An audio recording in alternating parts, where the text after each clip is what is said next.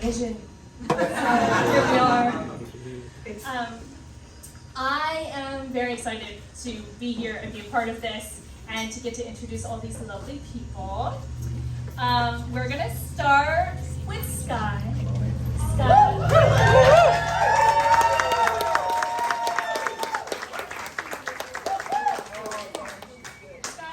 I was looking back through actual Instagram pictures and everything, and we're we've known each other 7 or 8 years now.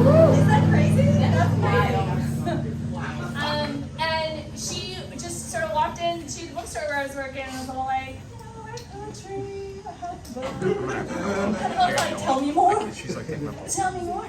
Of course, her first chapbook, A Faster Grave, is amazing, and if you haven't read it, yes, it is beautiful, it is amazing. If you have not read it, we have copies.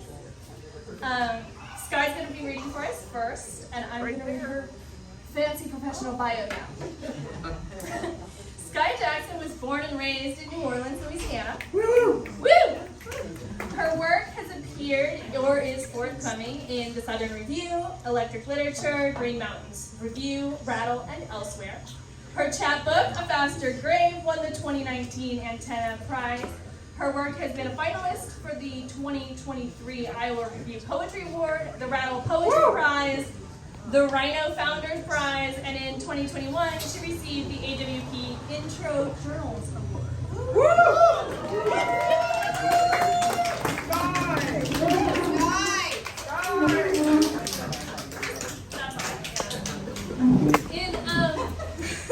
Skye's work was also selected by Billy Collins, period, there should be a period there, for inclusion in the Library of Congress Poetry 180 project.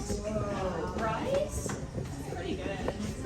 In 2022, she won the KGB Open Mic Contest in New York City and served as the writer-in-residence at the Key West Literary Seminar in Florida. Her debut full-length poetry collection, Libre, will be published by Regalo. That's me. Regalo Press and distributed by Simon & Schuster in spring of 2025. So, I know. It's happening. And she currently teaches at Xavier University. So please join me in welcoming Skye Jackson.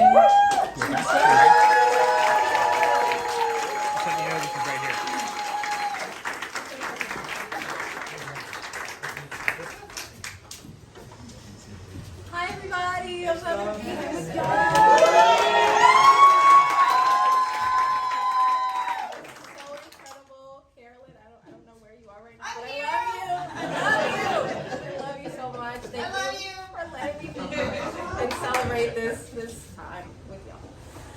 So I'm going to read a few poems for y'all tonight. So let's get it started. Can everybody hear me okay? Yes. All right, sweet. This first poem is called The Sade and Stevie Sonnet Sequence. I listen to Sade with men I love. Foolish and wild I whisper forever. Glistening like diamonds so wet in their beds. My spent heart cold shakes before posts again. Don't mock me as I melt into my gym. It starts with record players and hot nights. I find the wrong ones and fail to do right.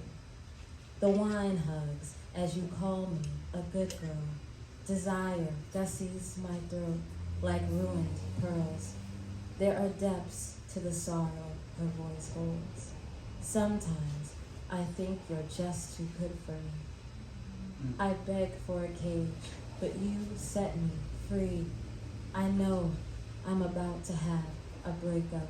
Stevie's voice through the CVS speakers. The CVS dims as Stevie's voice spins. When you build your house, then please call me home. I buy Plan B in pads I hope to need. The dark blood comes as I drive into work. The psychic will call it a miscarriage. My soul will call it an answered prayer. I look for a man who was never there. I call in sick as my bent body roars. There are certain debts only women pay. Who did I destroy? Myself, you, or us? Years later, I don't remember his name. The man who stood outside as I shed you. Sade's voice purrs through my studio walls. Will you keep bringing out the best in me?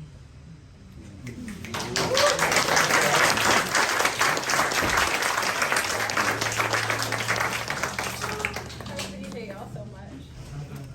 Oh my gosh. I'm gonna read some newer work for y'all that I've been working on. Do it. This one is called Death and Strawberries. On the way to Donna's deathbed, there is a black woman selling strawberries on the side of the road. My mother and I pull over as she places two plump, dimpled ones into the pink flesh of my hand, pours bottled water over them and tells me, just taste them. And I do. The air strangely summer-like in the middle of this Louisiana December. Guilt swells up inside me like a sore. I want the strawberries to be bitter because Donna is dying, but they are as sweet and fleeting as sin. My mother stays in the car, phone plastered to ear. I buy 6 packs of those strawberries and 2 cabbages.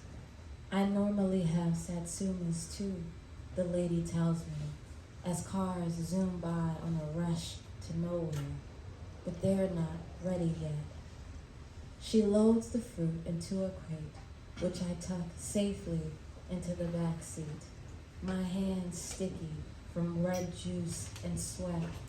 Then my mother sighs and reports, no updates. We've got to keep going, she says. And we do. We keep going.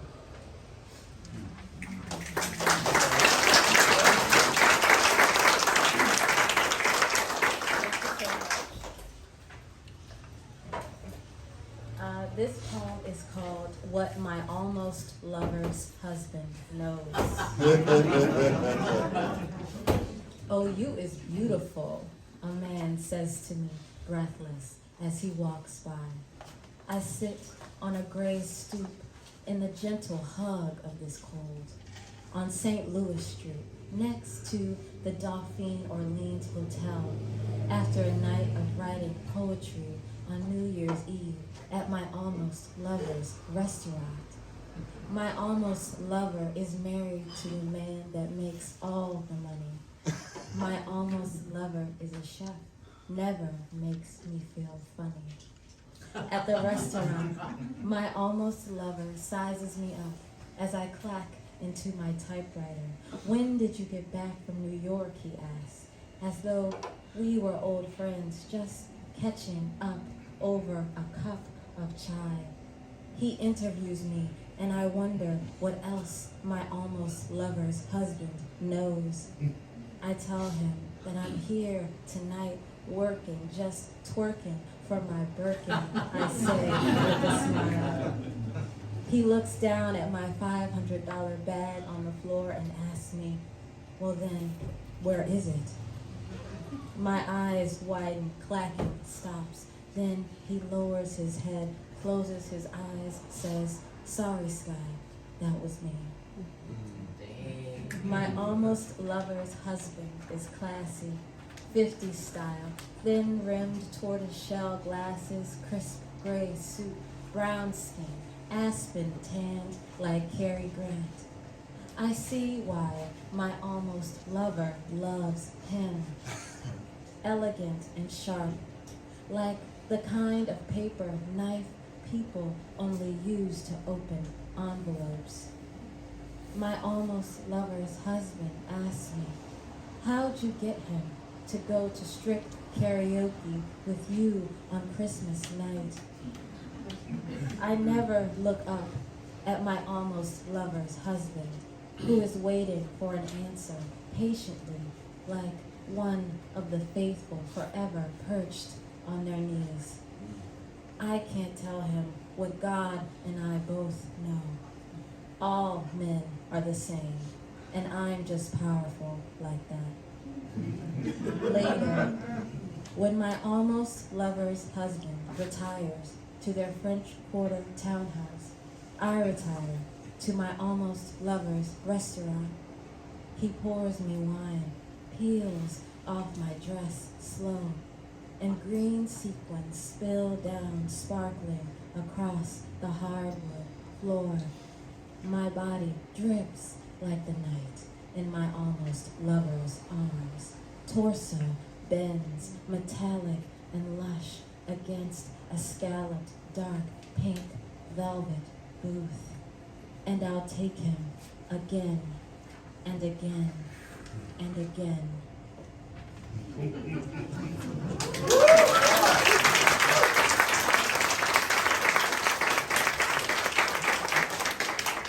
Poetry, y'all. Such wow. I'm sorry, what? Right. This poem is called Read the White Woman Who Grabbed Me in Goodwill Last Year. The audacity of her touch, reaching out a pallid hand from behind a peeling gray basket. I pulled summer shorts down from a rack as she gripped my shoulder, so hard that I thought I might have stolen something and somehow forgotten. Then she finally spoke and said, I just had to stop you because you're beautiful, so beautiful that she reached out to pull me back through time. So beautiful, she had to hurt me. I said, thank you, although my shoulders stung. After all, I have always been gracious for pain. Now I'm sore and haunted by the scream of my own silence. When I told my mama, she just sighed and said, Skye, you need to pray. But I don't know if she meant for me or for her. I pray next time she keeps the pull of my beauty to herself.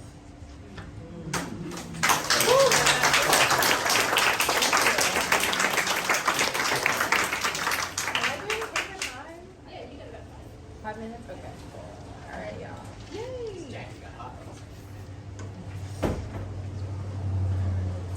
This is another new poem. It's a Mardi Gras poem. It's called Burning Blue. On Lundi Gras morning, my mother lights up like a child.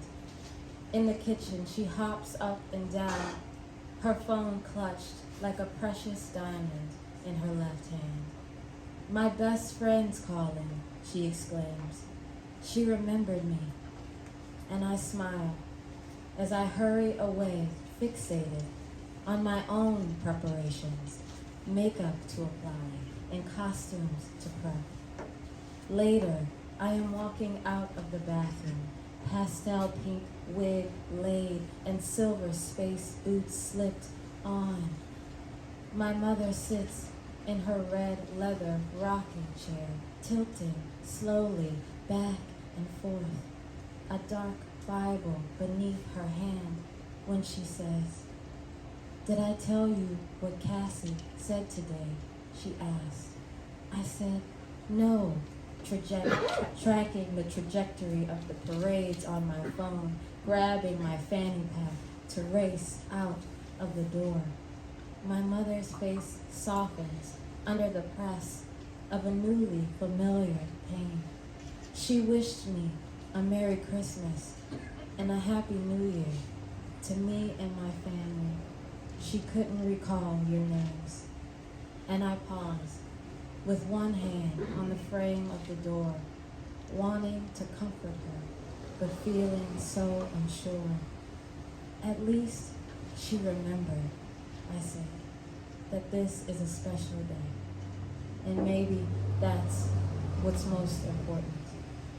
My mother agrees, but she sounds tired.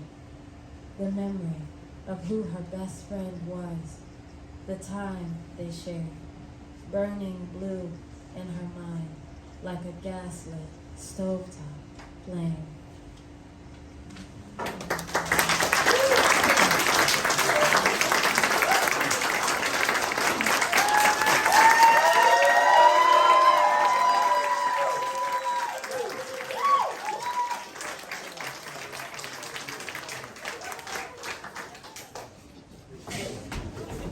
One more time.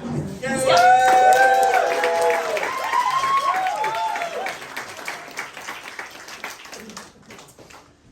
So our next poet would be the one that I know the least. I'll tell you about when I met him. About 25 minutes ago, this guy walked in who looked kind of like their picture. And I was like, oh man, I know who that is. And then he was like, eyeing me, and I was eyeing him. And it was good for like half a second, and I was like, we're gonna hug. And we did, and it was great. And ever since then, we've been besties, so I can't wait to hear them read. Michael Tod Edgerton is a queerboy poet of lyrically fluid gender and genre alike, author of Vitreous Hide, which I have some over there. Todd's poems have appeared in Boston Review, Denver Quarterly, New American Writing, Posit, Sonora Review, Volt, and other journals. Tod holds an M.F.A. from Brown, a Ph.D. from UGA, and has received fellowships from Bread Loaf and MacDowell. He currently teaches at San José State University and serves on the poetry editing team of Conjunctions and Seneca Review. You'll find him swishing along the streets of San Francisco and online at mtodedge.com and whatmostvividly.com. So please join me in welcoming Michael Tod Edgerton.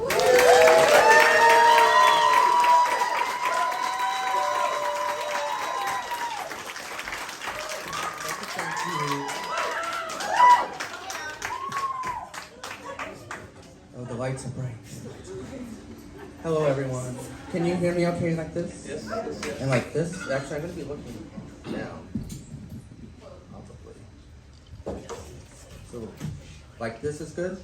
You can hear me just fine? That's good. Okay, thank you, Raina, my new bestie, my soulmate.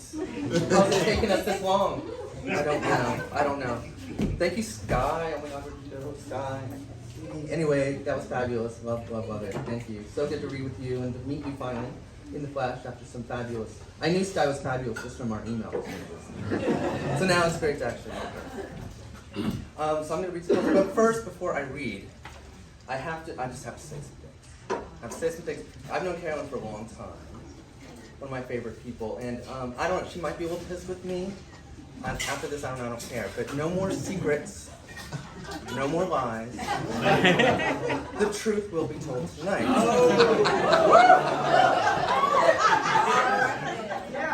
So when Carolyn and I met, it was electric. We were, to paraphrase Ann Carson, two superior eels at the bottom of the tank who recognized one another like italics. Now, I didn't meet her here. You'd think we were both living here. I would have met her here. No, bitch made me go all the way to California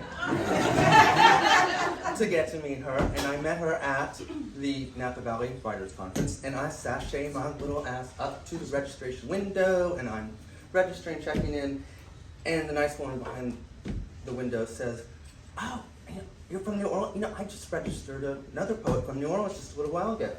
And I was like, "Oh my God, who is it? I must know this person," because way back then, I knew everyone. I lived here, I knew everyone. If you were a poet, I knew at least of you. I heard your name, you know. And she looks it up for me and everything. She's very sweet. And then she tells me the name. And I'm like, Charlotte Hembree? Carla Hembree? Who? What? Who? No, she must not be good. I didn't know her name, but she was good. I didn't know. You And these conferences, a lot of bad. They're very mixed. And we get there, it's the first day, you know, and we're going around reading poems, and there's like the old guy with his Yay War, We Were Heroes poems, and, you know, and heroic couplets or something, and it was just, and I just had to, for my own health, just tune out. Just had to tune out. And then it went around, and there was Carolyn Hembree right in front of me, right across the seminar table, and she started reading these lines from this poem. It would become the very first poem in her second book, Rigging a Chevy into a Time Machine and Other Ways to Escape a Plague. That door's not one.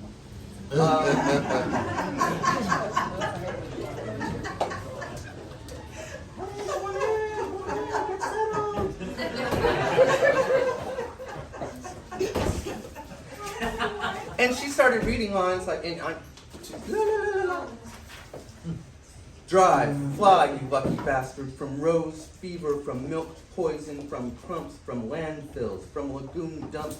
Drive before your luck is up, before you spy yourself in the buffed chrome of a truck up on concrete blocks.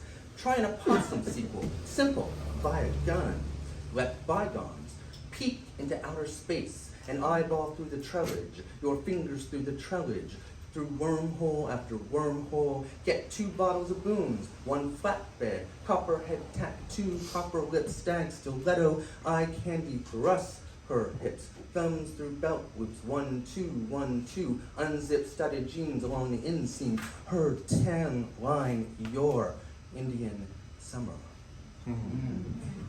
And my ass woke the fuck up.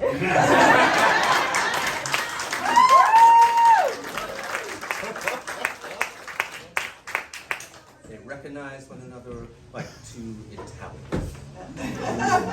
It was electric. It was chemical. It was uncontrollable and undeniable.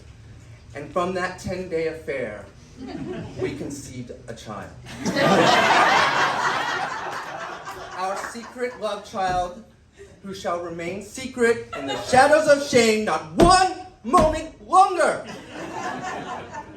And 9 months later, Carolyn ripped that baby from my hole.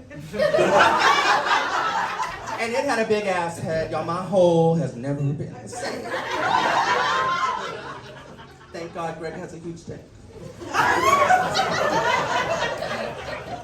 And she held this child up to the sky to witness, ye shall be named Todwin! And so Todwin has been whipping both our asses for 22 years, line by line, poem by poem, book by book, and I know my writing is a hell of a lot better for it. And hers damn well was, because I hadn't heard of her. I mean, come on. Carla. Shit. Carolyn Hembree, one of my favorite people in the whole world, one of my favorite poets. I love you, truly, and I am so glad to be here to celebrate the birth of you and the birth of your amazing book for today. If you haven't bought it, go buy it right now. I'll wait.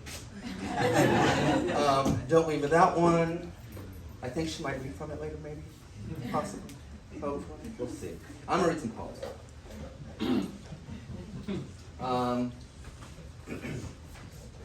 Yeah, just a slight warning for those of you with sensitive ears.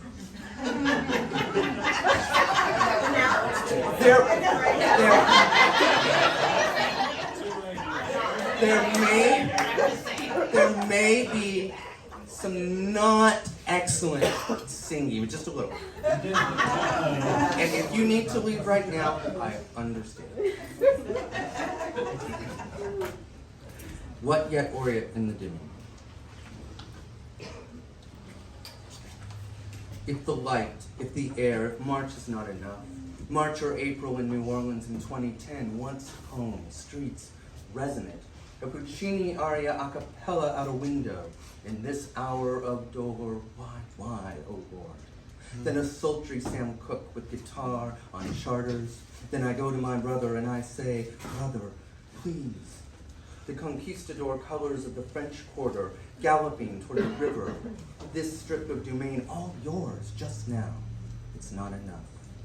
No gaudy tourists jangling around, no cameras, just your senses, breathing out to bring in what expands your chest, what trills your skin.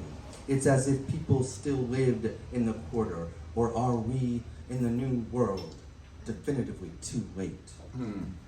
Can't we still gather ourselves into another life altogether? Could we translate our morphologies into 1,000 new forms, survey the world otherwise than man, sick, and his mirror matter? Will our hands relinquish white-knuckled might, unknot hawker and hooked, that we might all live? If the possibility itself will not suffice, its shadow leaves us insanguine as an idea of thought.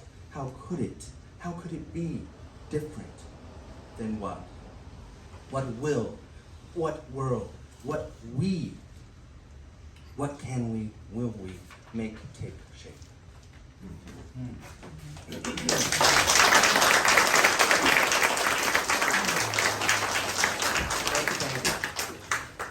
So sweet.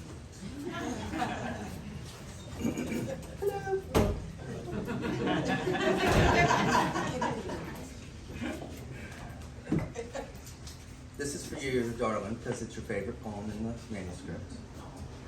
Land's End. It's because of their mortality that things exist. At 11, night. Walking unintentional miles along the Pacific. Land's End to China, beach and back. Greg and I in view of marshals, but not close enough to make out any new men lingering along one another on the wet sand. Wondering if we are anywhere near where you had been a week ago when a whale's back came pouring out, its dorsal fin cresting over tremulous sun, reflective surface foaming over rocks and gliding in and out as quickly, lost to you as you turned to leave. Do I have it right? Stopped mid-turn, it jerked back, it glanced your gaze. Do you recall yourself in the very instance of its disappearance? Hence memory, so sight, so this absenting presence, this existence, oceanic. From our finite shores, some notion of something more magical feeling, this poetic thinking of something like hope, something like survival, like making a life from the given. Call it the key to the gate, call it any idea in disorder. What else do we have? What else could we do, even knowing it was futile, but backtrack all our day's steps to try and find my lost wallet, inadvertently tossed in the weeds, grabbing my phone for a quick pic, or slyly lifted from my little black bag as we hung, suspended in the high head-swirling susurrations, the glittered belly rolling undulations of the rhythms of the waves below, taken by sleight of hand and transacted into designer shoes from Rodeo Drive, a trip to Rio for Carnival, a silver blue Mercedes convertible, maybe even a chateau on the coast of every sun-drenched droplet of a newly acquired summer home archipelago, crumbs in an electric trail of posted fuck book, fuck you pics, montaging the glamorous life I'll never know, but maybe might have halfway wanted myself. Someone else's bucket list pocketed by the fistful from my stolen fiscal ipsity. It ain't much, sings Sheila E. My eyes in the bushes behind rocks, my wallet playing games with my thoughts, roaming now like children, pattering unpaved adventures, hunting the hidden when, all of a start, they're sprung upon. I imagine a plump and graying woman, long-shawled and holding out one cracked hand full of endless slices of cake, another pointing to a box overflowing the spectrum of inks with reams of blank pages to capture their attention, to keep them occupied. Mouths frosting block, gleefully they paper her kitchen oven and all. And when they put a sheet over her face, giggling, to trace its contours in cornflower, Their pupils no longer meet its lines. They must rely on the three-legged two-step of memory and perception. The beat won't stop even when your feet go missing. To map the channels fishing out from the corners of her night sky eyes, like a daydream out of which will never snap, but no will end, as this record heat cements. And so when the moment comes, we look out over the Pacific, where there's ever redder set-piece sun, going around and down. Look out for any glimmer of twilight blue leather along the crepuscular ground, futile even, by cell flash at dusk and retracing a path already taken again and again, and then giving up. Nothing left but to hop on call after call to call in, bankrupt after bankrupt, my current status, disabused of, disabused of symbolic currency. It ain't much. Only one last place to check against chance, the Dollhouse on 19th, wherein the men protest all clothing and sexual censorship, where I had stopped to snatch a quick shot of the wee plastic toy boy billies gleaming nakedly in their disco window sway resistance on the way out. On the way there, on Geary, the cops ringing up my phone to inform me my wallet was returned to the station on Fillmore, just off Geary. My ID, my every single card, my come-what-may condom, a to-do list on the back of a Blackbird bar receipt, everything, even an easily swiped bill, present and accounted for. Turned in by a worker at the VA near the coastal trail who didn't leave a name, so all we can do is go home, as thankful, as surprised, as anxious, buzzed, as exhausted, with hope of waking, renewed in the morning, of keeping something of the sound of the waves inside us, that this might fortify us to press through the night, that this might make it easier, though the sea thrashes it sings, to drift off.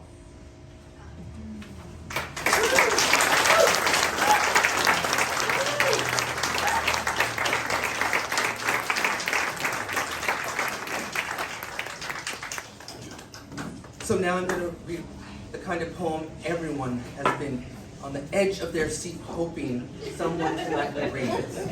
A pandemic poem. But it's a fun one. If such a thing exists. Missing You.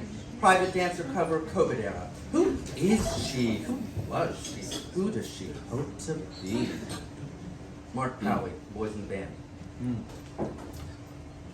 I don't miss happy hour courtyard well margaritas at Toad Hall, or lapping up all that eye tonic and tease lagniappe of the Castro muscle boys dressed down for the mix, the heat, the patios. They're always too smoking anyway. I don't miss drag shows for the price of a $12 well drink at the Edge. So crowded, too narrow, but maybe we'll meet new people we can go out drinking and dancing with. I don't miss dancing hot men, and not as hot men like me, and the ones you wonder have any value at all on the meat market, they call it. Like that guy eyeing me now, shaking their thong-dongs as their lives.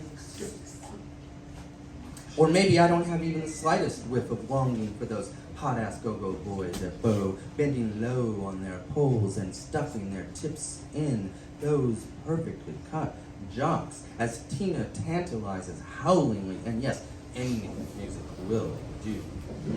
How much for teabagging? Ain't nothing free, girl.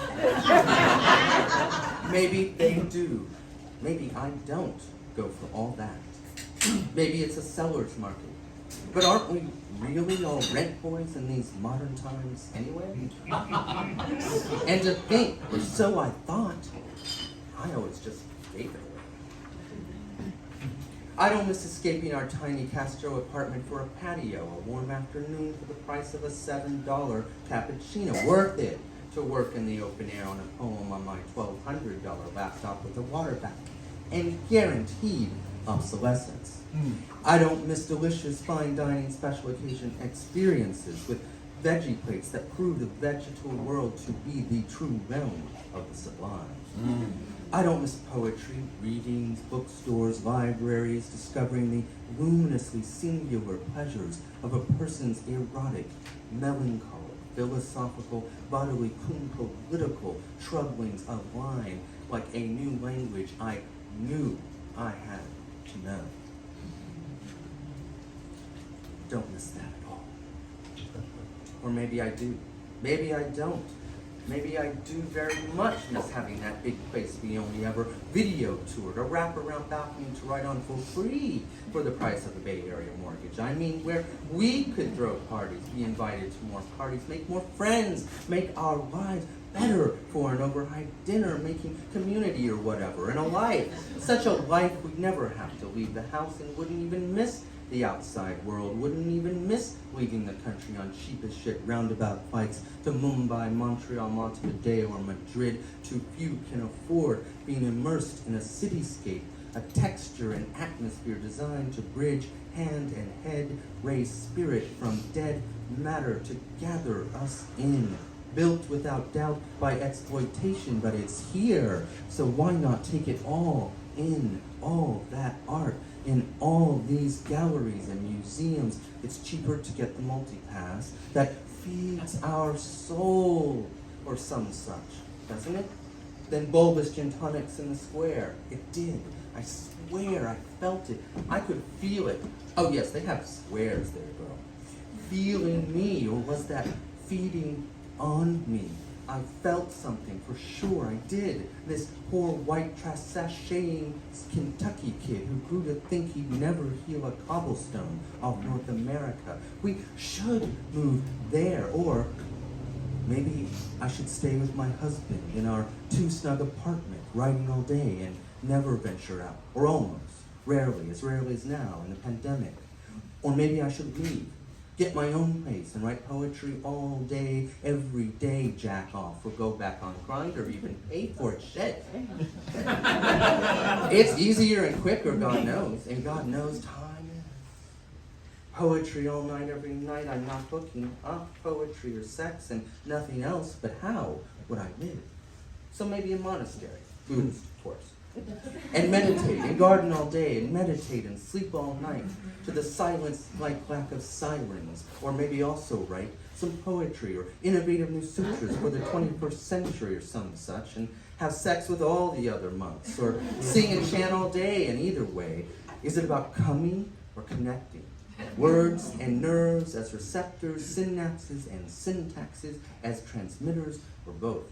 Are both veritably the same, or opposites, and either way, disrobing monks or meditating, writing poetry or planting seed, sitting on monks or among the sage, either way, shed myself with myself, if we can ever truly break out of our skulls and finally be nothing else but here or there. Should we move there instead, where it's so unseemingly and gorgingly gorgeous? I can't take it. I'd love to, but how would we live? We strategize and stretch the ways after 2 days of La Biennale di Venezia, the art of the world. In a drowning cathedral city, almost no one calls home this late in the game. We little lost rats, in its narrows no car could pass, just like Barcelona's 12th century Barrio Gothique. No, there really is something about a place built for moving around in, rather than driving over and through. There must be, or there once was, once the whole city, this Roman outpost in what's now Spain, a real neighborhood, once now used for day-bright boutique shopping and nightlife, tourist debauchery, once upon a time, a life. We probably all just missed it. Like we almost missed our plane and our cheap-ass tickets, non-refundable, of course. Shit! How could I forget karaoke at the Mint, the Lookout, Midnight Sun? I wish I could say I know by my heart, a change is gonna come. Yes, it will. Say it will. Yes, it will. Maybe I do. Maybe I don't. Just now, as I type, sitting here in San Francisco on our sagging seated blue velveteen couch. Maybe I know. Maybe I don't. It just feels so real at times. Late summer 2021. standing outside our apartment door and scanning out over the Castro, over the hills of houses, hazy morning, ringing noon, rainbow at night, business signs, storefront lights, knowing for sure, feeling at least. This is what getting back to normal's getting back to. It's what's always only just simmered beneath. It's boiling over now.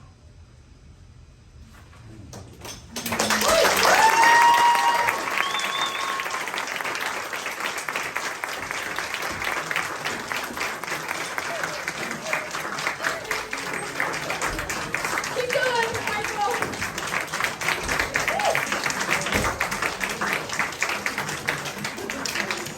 right. COVID probably gave you PTSD, but in the best way.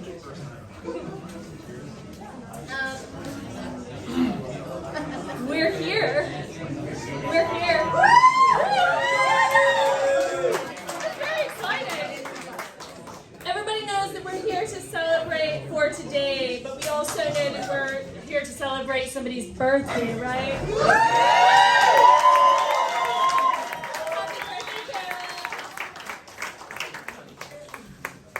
It has been a joy, Carolyn, getting to know you over the last couple of years. I've been in the literary community here in New Orleans for a bit over a decade, almost 12 years, but it has only been the last year or two that I've really gotten to know you, and it has been amazing. I love your work. I love your personality. I love just getting to talk to you when you bring your tiny little dog into the bookstore.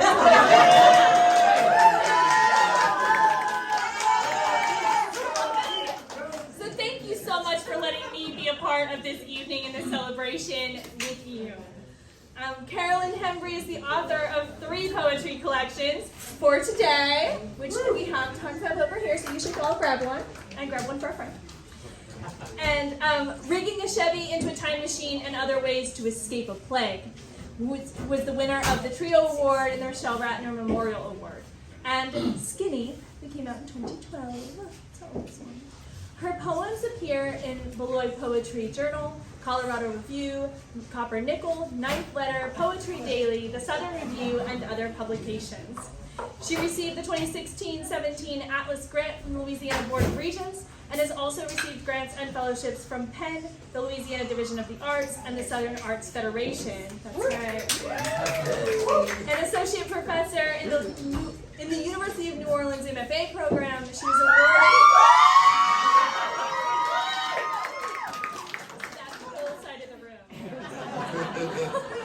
She was awarded the university's 2017 Excellence in Teaching Award, and Carolyn currently serves as the poetry editor of Bayou Magazine. Please join me in welcoming Carolyn Hembree.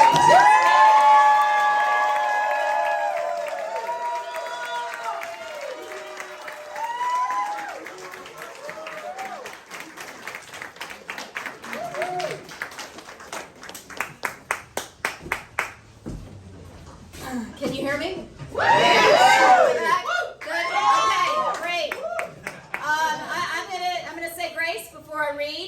Thank you to Renee and Zeitgeist for hosting me. This bar right here. We got a green bucket right there, a highlighter green bucket that you can give some money to, give a little love to the folks here at Zeitgeist. They had a hard time during, they've had a hard time with several things, but they had a rough time in the Mardi Gras. He was telling me, I'm trying to get this right. So, yeah, let's give them a little money.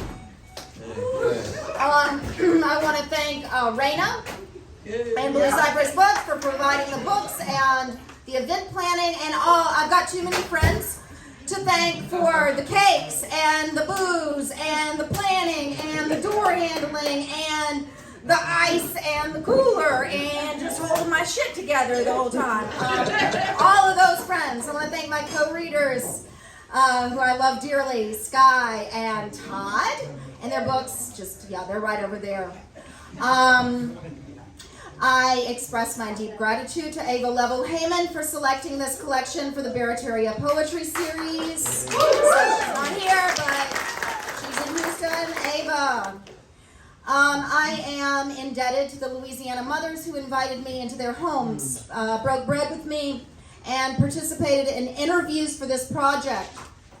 They are Megan Burns, Kay Murphy, Allison Pellegrin, Andy Young, and the late Valda Raymond Smith, whose husband, Ashton, is wishing with us tonight, which I am very grateful for, and whose daughter, Kenyon, is here, and son-in-law, Kevin, is also here. I get to do this. I'm going to do this. I love y'all. And thank you to my sagacious readers, Katie Boma, Allison Campbell, Toy Derricott, Michael Tod Edgerton, Rodney Jones, David McMahon, Laura Mullen, Kay Murphy, Brad Richard, Andy Young, and Peter Cooley. And John, my first and my last reader during the 10 years building this book, The Lifetimes Before and the Lifetimes After. I love you.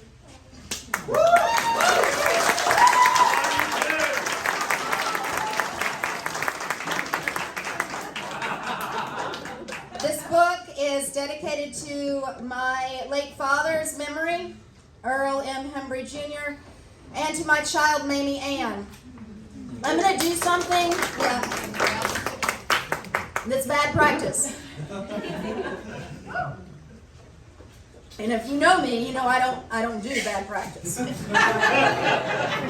But I'm here, and I've made a decision. And so, and you also know me, when I make a decision, I've made a decision. So, I am going to read only one poem tonight. I'm going to read from my long title poem of this manuscript. I will read for 27 minutes, so you know where you are. You know what's happening. It starts. I've timed it. I'm not fucking around. It'll be 27 minutes.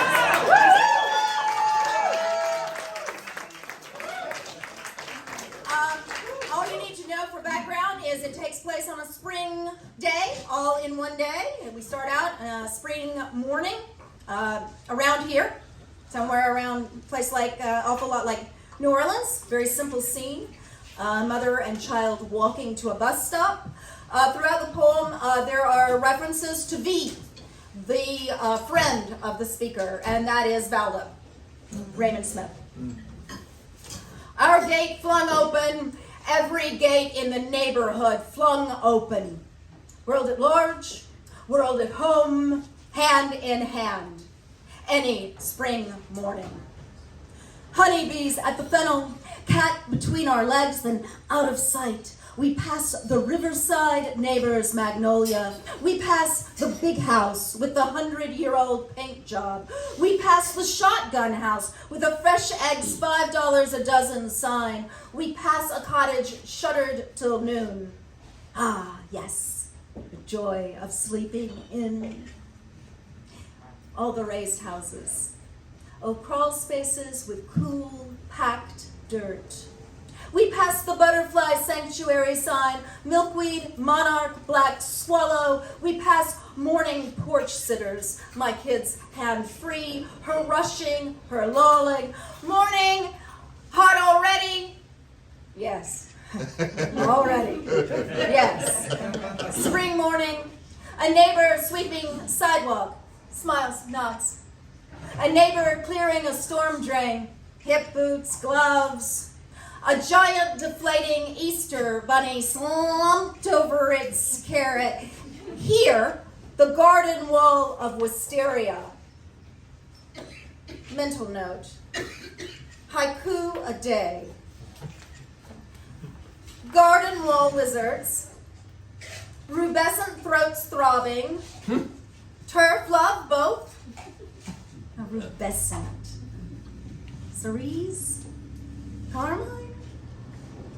We pass the open window, plink, plink of a piano. We pass a trash truck, her jumping through sprinklers. Like your bunny ears, my sun hat lifts as if in answer. Hold on. We turn at a pothole turned bird bath. Finch ablutions. Turn onto the avenue at the big church, bird seed underfoot. It's a wedding last night. Here, the streetcar barn. Here, a new ghost bike, fresh silk flowers framed photo. How long our shadows. What did I dream last night in the rocker with this poem on my lap? Any given night, nowhere to go, nowhere to get to, a ghost bike drifts lane to lane. Moonlight, candle bars. What did she dream in her high bed? Kiddo balancing on a curb, catch her sleeve. What did they dream? Pavement sweeper, porch sitters, trash collectors. What do I know of anyone's inside lives? Door open, look. A whole house under that sunny riot of cat's claw in bloom. Here, our favorite house. Yellow with a great poem where wild parrots roost. We agree. Palm trees exist. Yes, yes. P today. I remember how we began, Kiddo and I, naming one thing over another. Last month we read from Alphabet. Christensen's apricot trees exist. Apricot trees exist. So we began to add, letter by letter, day by day. Azaleas exist. Azaleas exist. Bees exist. Bumblebees exist. And 3 days ago, Sunday, magnolias exist. Magnolias older than bees. Our riverside neighbor's magnolia. What about today? Palm trees and what else exists?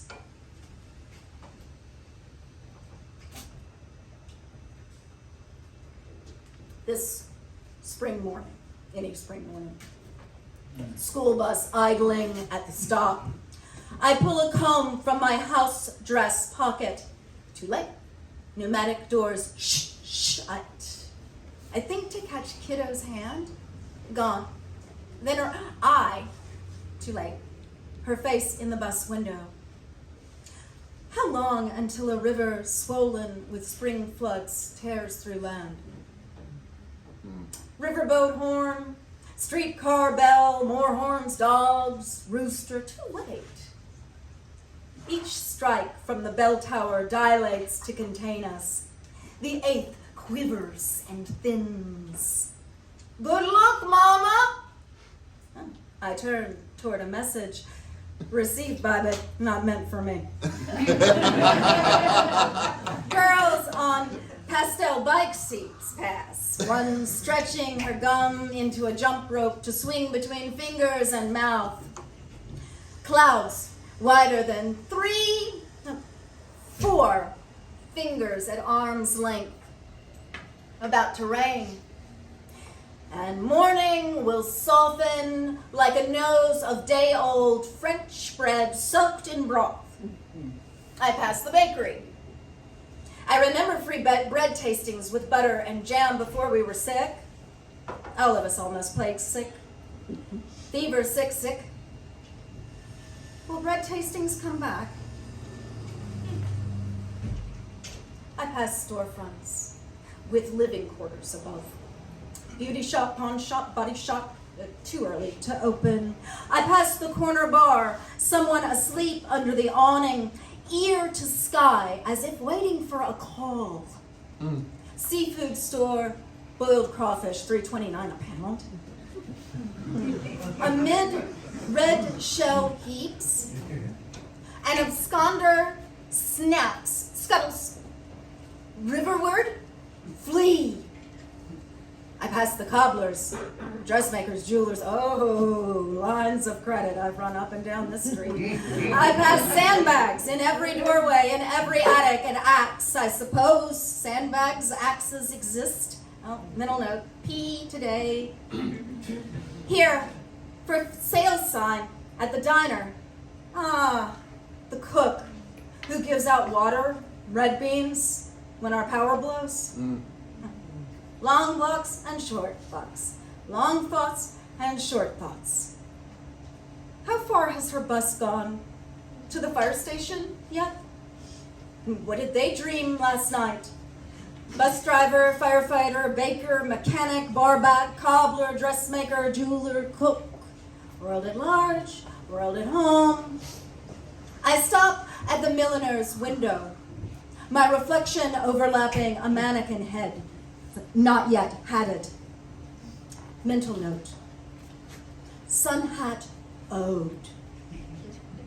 Your woven straw. Your sweatband suffused with musk. Your fraying indigo gross-grain ribbon and hand's length brim. Brim to cast patterns, to catch drizzle, to wrap around ears for drafts, to pull down for shut-eye. You're blowing away. You're being caught. More hatted idola. Friend V in her baseball cap. Kiddo in my sun hat. My father in his Ushanka. A loud sundress ahead in bare feet. Have gone the problem of shoes. Rainbow painted water meter t-shirt. Strange things happen below sea level. Sun hat moseying any morning. Him fluttering at my knees. What part do I play today? Change for a cold drink? Yes. I pass the bank-turned coffee house. How do you want it today? Wide, sloshing mugs, faces hung in brimming dark. Long blocks, short blocks. Listen. Seagulls in the convenience store parking lot. Accordion on the corner to pat. Walking stick behind me. Check my pocket. Damn! Forgot my phone. Too early to call V. Open and close the clip-on earring in my pocket. V's favorite, scallop shell. Found in the rocker cushion after I put kiddo to bed. Last night, any night, every night, I climbed the ladder to her bed. Air, rung, air, we read tale and riddle and rhyme. Fairy Princess Felicity cast an aura of majestic confidence. What time is it when the clock strikes 13? Time to get a new clock. 3 little kittens, our cat denting, tucked bedclothes, headbutting, kiddo's hand, kiddo points, I follow. The invisible line and invisible net opens from her fingertip to capture the moon on the lamp-lit page. Night at the edge of the page.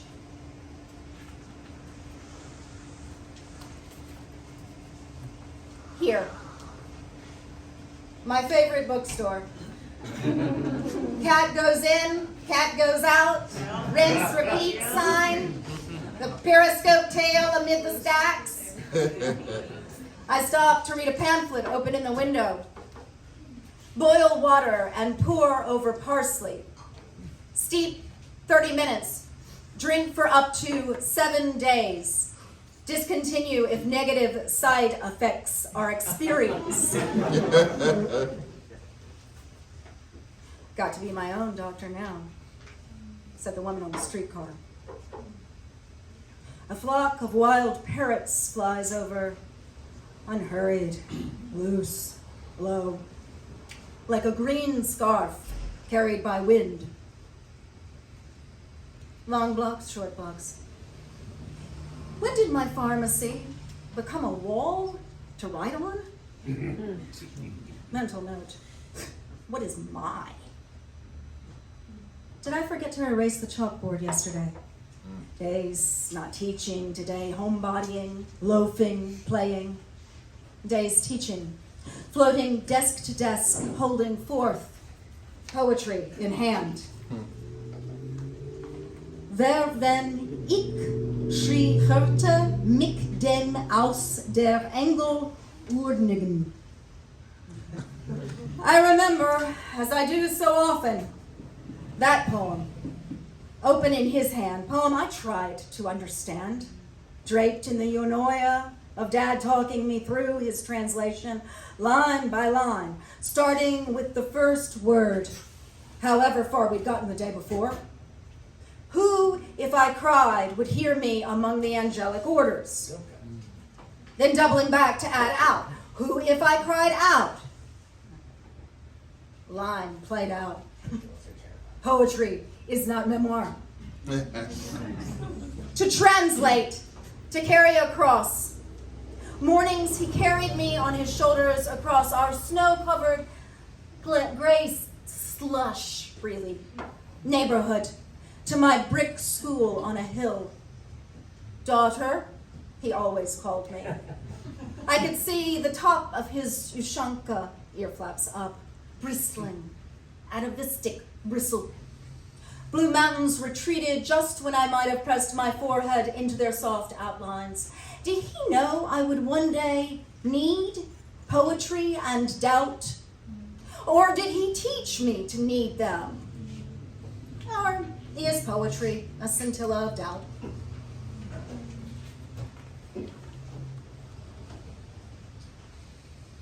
I hear the crossing guard's whistle. I hear a mule going by on a mulish mission. I hear the leaf blower, cuttings and leaves in orbit. Catty-corner jaywalk in a society of jaywalkers to see front pages in news vending machines. Photo of a gator on the sidewalk. Ha! Send to thee, getter goat. Weekly forecast. Sun, rain. Ready, set, hurricane season. 42 days to go. I remember last spring's floods. Not bad. 15 years, more, since the big storm. Storm that reversed the river's course. I remember snow the Christmas before. I remember when they pulled up the levee sheet piles. Corps shorted us 15 feet. Built right, nobody would have drowned. I hope my student was too drunk to feel himself drown. Power cable 1 street over, buzzing since.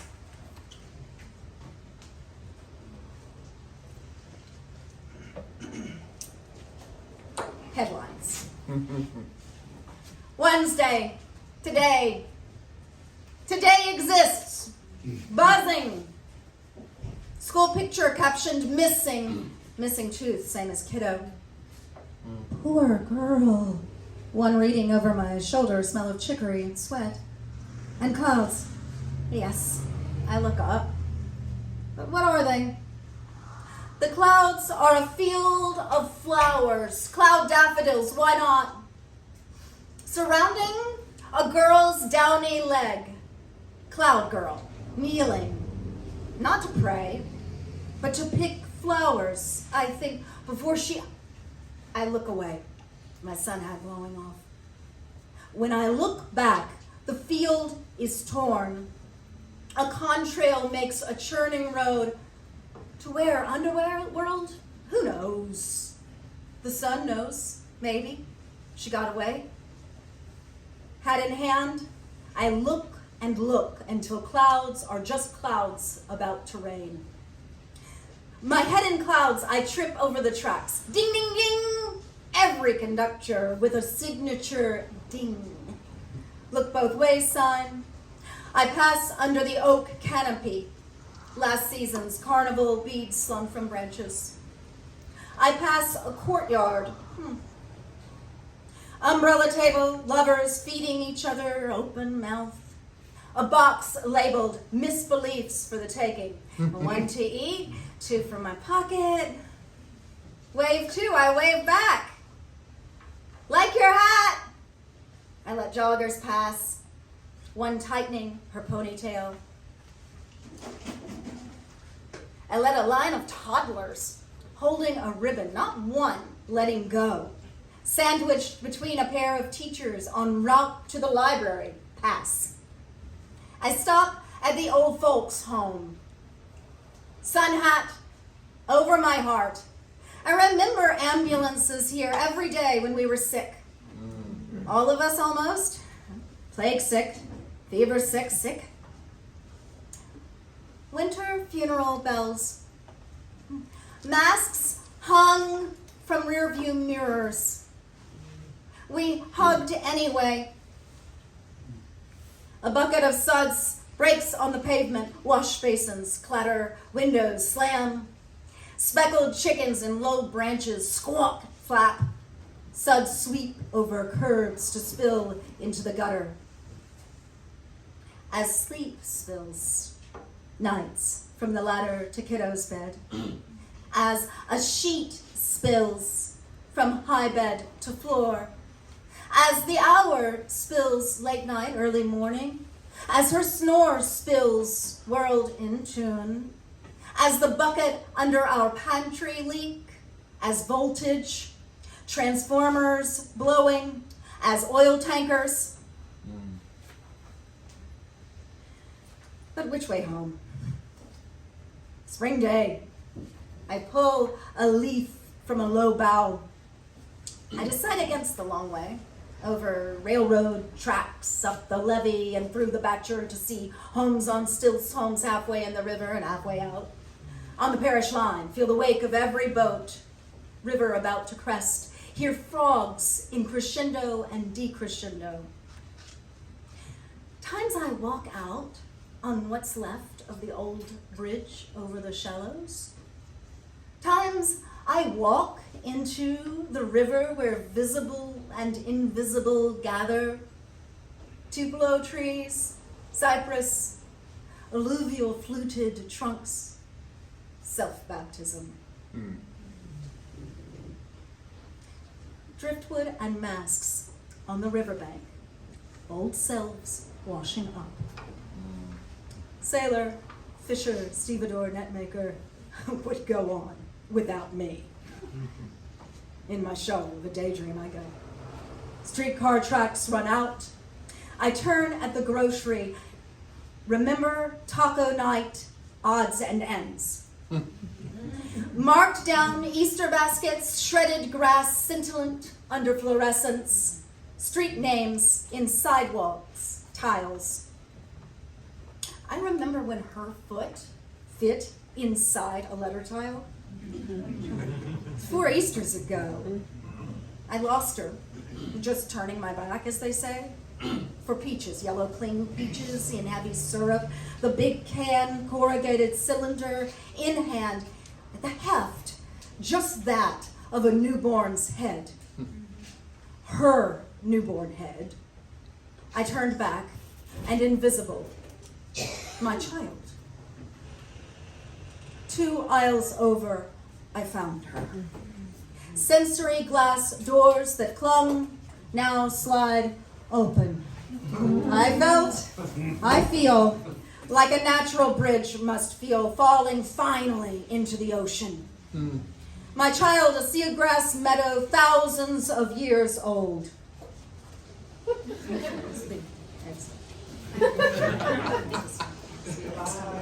know, it's great. Love you. I pass the telephone pole where neighbors post sales, missing pets. I pass the beer garden. I pass the cut flowers place. Remember flowers for weekend dinner guests. Fig tree in bloom. Invisible blossoms. Fig trees exist. Fig and poem. About to rain. I take the good road, with houses half a block each. Double parlors, driveways. I close my eyes to listen to a fountain, invisible behind an iron gate. Leafy inner sanctum, invisible bees, honey. I linger beside a shrimp plant, image and word bracked. At the sash window of one violin house, it is the hour of the metronome. It is the hour of tuning and scales and etudes, the hour of songs to hum on my way home. I remember the rolling violin solo when we were sick. I remember my dad's violin in its case. I cannot bring myself to open. One chord, and I am watering the shrimp plant. I think fretting of the instrument, of a baby being walked the length of a porch next door, burp cloth over shoulder, of balustrades, of me. But why fret?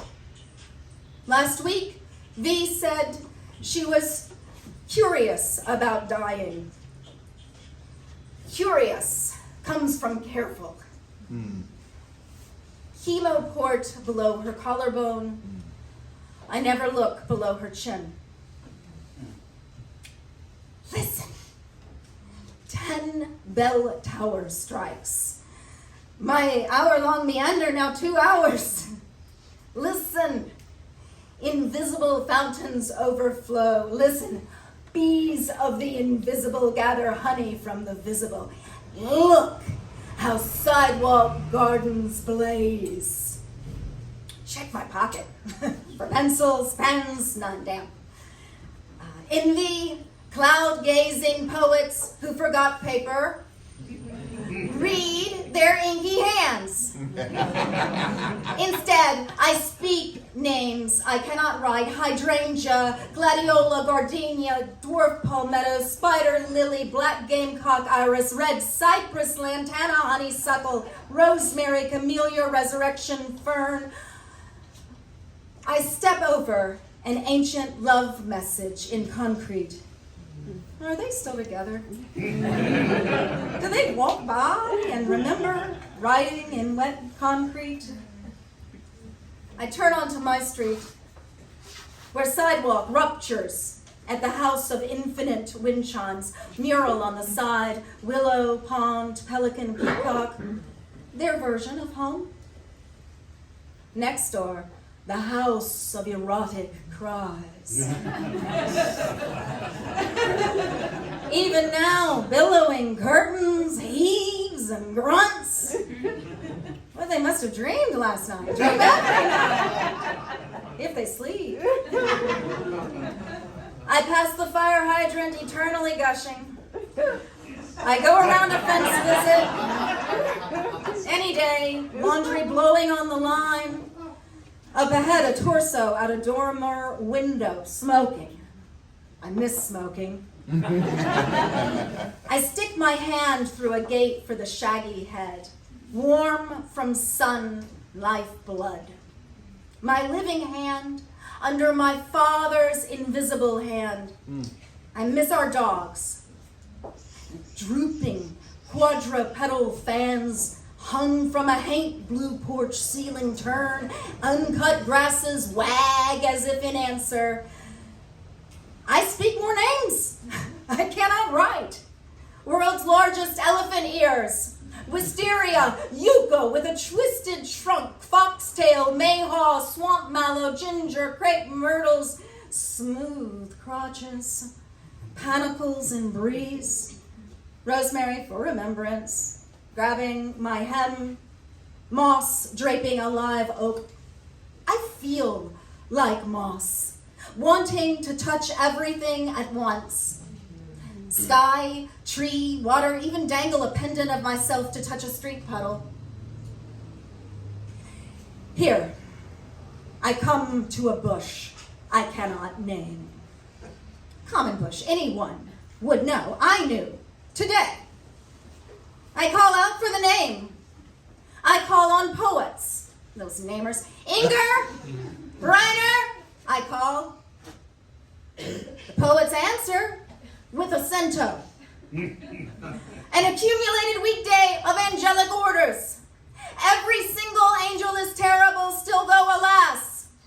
Seclusion and angels exist, but who'd from that claim to exist? The cloak of namelessness exists. Isn't it your dream to be invisible someday? Think like a cloud. Don't think I'm wooing you. Think like a bird building nests. Of every leaf like the smile of a wind. Oh, why? Alphabets exist. The word cento means to plant slips of trees. The poets and I, we wait. Yet the name for the bush will not grow. Lines planted on air, though our version exists. I call on angels. My ancestors answer from the unnamed bush. Short-seasoned, flimsy, gushing bush. Gushing and burning, gushing and burning at once, not burnt. Daughter, they say. I say, tell me what to do. Tell me to take off my sandals. Tell me how to bring you back to this land of milk and honey. Tell me not to look back or you will fall away. And tell me not to look back or I will turn to salt. Daughter, the bush is not burning, but I hear flames lapping the leaves.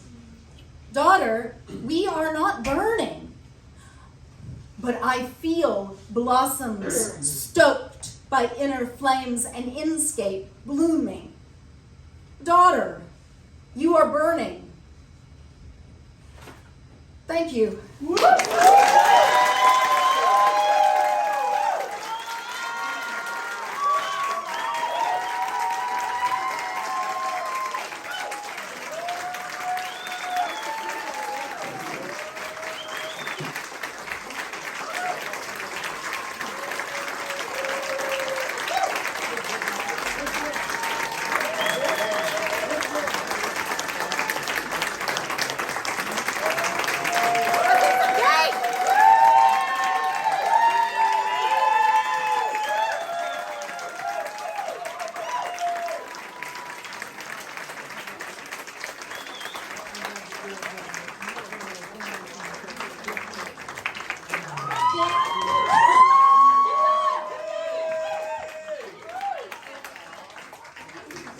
Thank you all for coming out and celebrating with us this evening.